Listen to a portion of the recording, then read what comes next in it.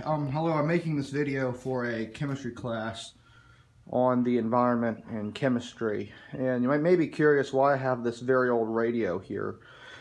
It seems everyone talks about sustainability these days, and to me, one of the largest factors involved in this is how old an appliance can last. As you can see here, this radio was built sometime in 1936, which means that it's at least 82 years old as of 2019, possibly 83 or 84, depending on which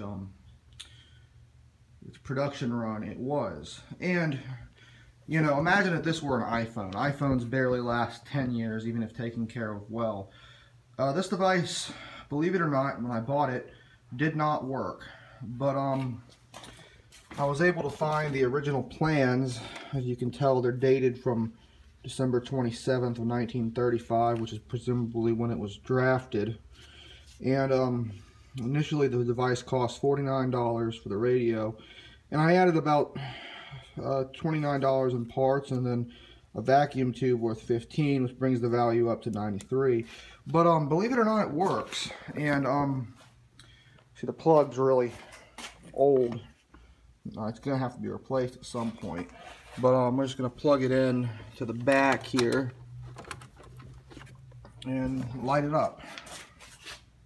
Just it's the volume. Wait for the tubes to warm. We shall turn the volume up. See, weather, sports, and a peek at TV and movies you might like. Hi, I'm Evan. This is 6:30 a.m. Besides informing you about what happened, it's pretty loud, pretty fast. To get your take on the news, the presidential race. It's amazing. It's over 82 years old, in 3 hours of work, 20 bucks a parts, or so, 40 bucks a parts, and it still works. With Make-A-Wish, the impossible becomes possible. And it has what's called a planetary dial, so we can go ahead and change the channel. Let's listen to 1290.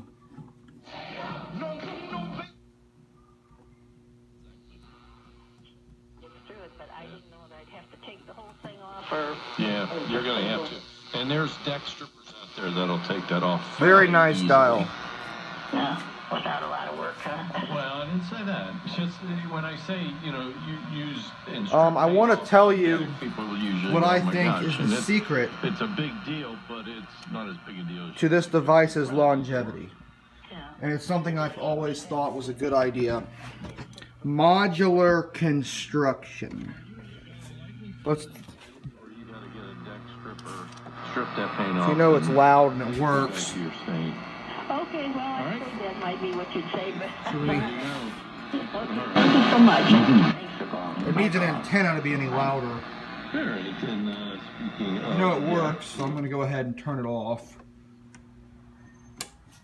There it goes.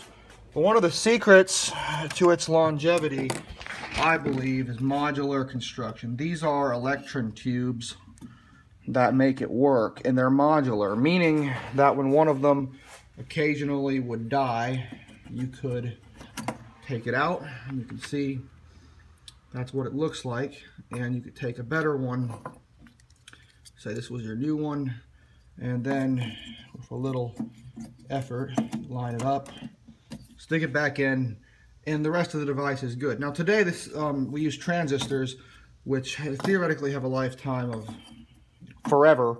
That's not really true. They can break. But vacuum tubes, definitely, like these, had a finite lifetime. But I still think that if iPhones today were made with pin sockets like these have, they may be a little bit larger, but you could replace the parts, and see, by replacing just one of these tubes, you can avoid having to throw away the rest or buy a new radio. And as you can see, they used a very sustainable choice of materials. Mainly it's wood, you know, metal, steel. These sometimes use rare elements, but not very much. Again, glass, some plastic in the bases here. Copper is used in the wiring. But there's not much plastic used, and it seems to be only used where they have to use it. But I just wanted to share this story of this appliance still working after 82 years. Maybe it has some lessons for how we should make things today. Yeah. Thank you.